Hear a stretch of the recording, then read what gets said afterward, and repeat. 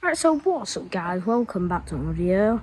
This is Jay from Wildlife Wildlife here, and in today's video I'm going to be showing you some things to do in the autumn garden, and I'm also going to be showing you a little surprise that I got after being away for a week. Right guys, so everything is doing really well in the garden at the minute.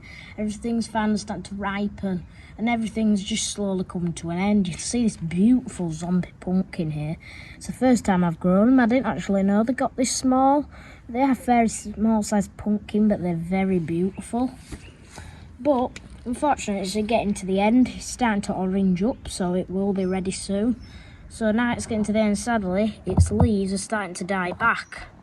So a job that we can do at this time of year, some leaves will have mildew on them and it kills the leaves slowly, and we want to prevent that from getting to some of our other squashes. So all you're going to do guys is you're just going to get in and you're going to chop every one of them off close to the base, and you get your leaf. You do not want to compost these if they've got mildew on, because if you do compost them they can end up just spreading mildew to other plants next year when you put them in the ground, so you wouldn't want that. So I'd just chuck them in your garden bin if I were you guys.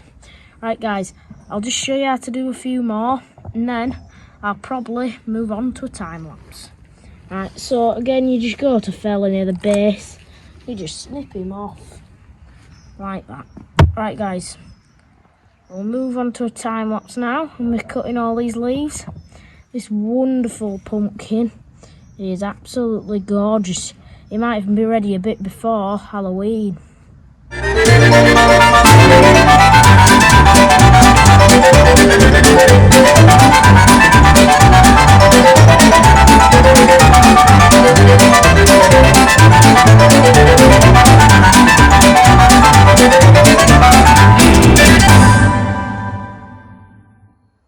Right guys, so one of your other autumn jobs is to be picking some of the last of your tomatoes.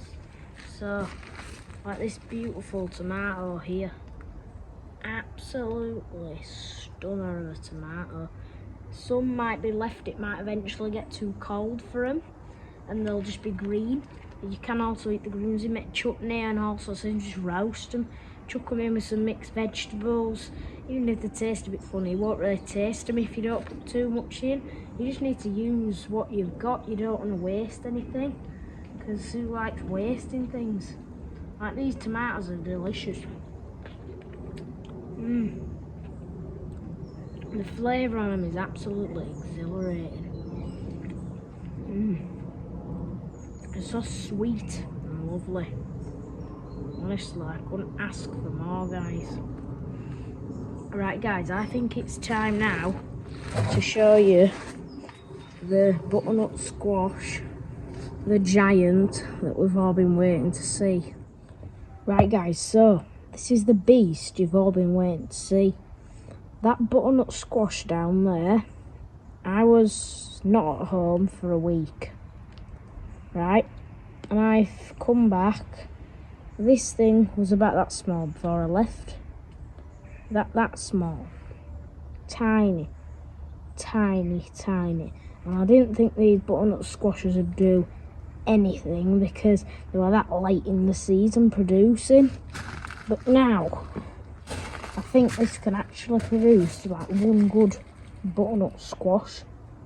Because in a week that has grown from that to about that long. It's grown to about a foot in length. It is a stunning butternut squash.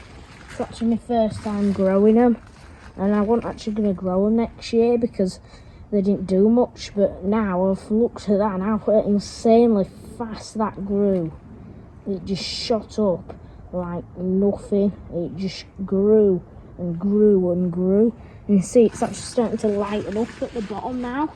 So soon it might actually fully ripen and change its colour all the way. So a bit about these butternut squashes. It is a fairly small variety. It's a variety called Barbara butternut if you want to grow them.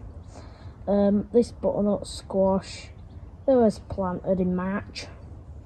They was put in April, June time.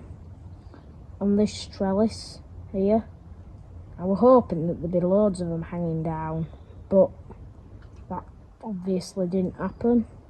But I'm quite glad I've got one. Like, it is stunning, and sometimes it's actually more rewarding when you have one of the fruits than actually quite a lot of them, because sometimes when you have quite a lot of them, it's quite easy to grow and it doesn't feel like you've challenged yourself.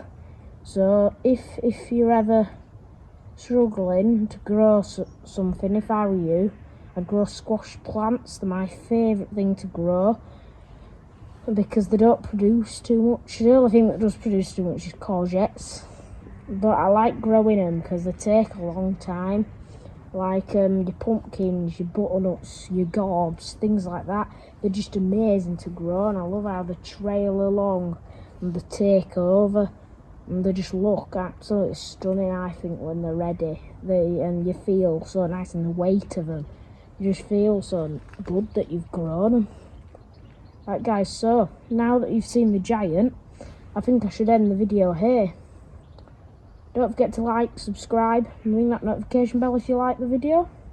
I'll see you guys in the next video. Bye bye.